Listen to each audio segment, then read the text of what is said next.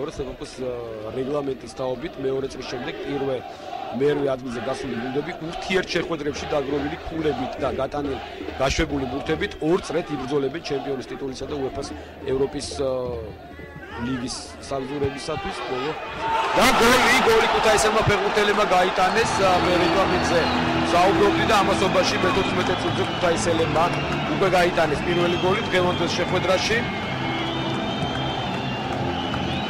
სევასტი თოდუა გატანილი გოლის ავტორი, თუმცა განმეორებით ნახოთ. არ გამეზარდაშვილი იყო თუ არ ვცდები, გატანილი გოლის ავტორი, განმეორებით კიდევ ერთხელ. რა თქმა უნდა, დავით გამეზარდაშვილი თავით ძალიან კარგად ითამაშა. დავით გამეზარდაშვილმა და მე-14 წუთზე გახსნა ანგარიში, მისი დაბრუნების შემდეგ თუ არ ვცდები პირველი გოლია მისი ქუთაისის ტორპედოს შემადგენლობაში და ძალიან კარგი დასაწყისი ტორპედოსათვის. კლუბში 10 ფეხბურთელია გამოძახებული. საქართველოს ჩემპიონატში მოასპარეზე გუნდებიდან ზესტაფონიდან 5 ფეხბურთელი, ალანდაშვილი, გრიგალაშვილი, გორგიაშვილი, გელაშვილი და დაუშვილიც ზესტაფონის ფეხბურთელია. მეტალურგიდან არის 3 ფეხბურთელი, კვახაძე, ტატანაშვილი, მაისურაძე, გაგრას მეკარე, სეფიაშვილი და დინამოს მეკარე ლორია. რაც შეეხება ახალგაზრდულ ნაკრებს, გაცილებით მეტი არის ეროვნული ჩემპიონატიდან 13 ფეხბურთელი არის.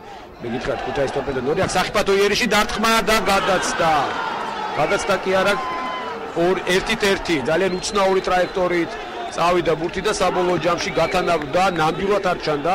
აქედან ბურთი რომ მიდიოდა კარის მართულებით ძალიან უცნაური ტრაექტორია ჰქონდა, მაგრამ საბოლოო ჯამში ჩვენ ვნახეთ კიდევ ერთი გოლი შეხვედრის 23 წუთზე, აი განმეორებით აქ ხორგუაშვილი დაარტყა, არც ვის უნდა ჩაეთვალოს ეს გოლი ახლა. ძალიან ბევრ ქვეყანაში ამ გოლს ჩაუთვლიდა თოდუას, მაგრამ ჯერჯერობით გოლის ავტორად ჩვენ მივიჩნიოთ ვალტერ ხორგუაშვილი.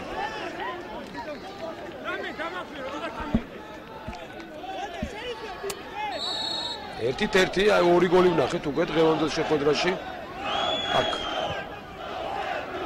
აშკარად გაუმართლა ამ კიდევ ერთი საფათო ჯარიმა 64 წუთზე მეგრელაძე გამორბენი დაარტყა ცოცხალ კედელში ფეხბურთელს მოარტყა ამში ხარ რაღაც ედავება მეგრელაძე თუ ხედავდა რომ არ იყო სათანადო დისტანციაზე მაშინ არ დაერტყა ან სხვა თამაშის დაღუპება იქ ვერ იქნებოდა ვერანაირ საფათო ეპიზოდი დარტყმა და 2-1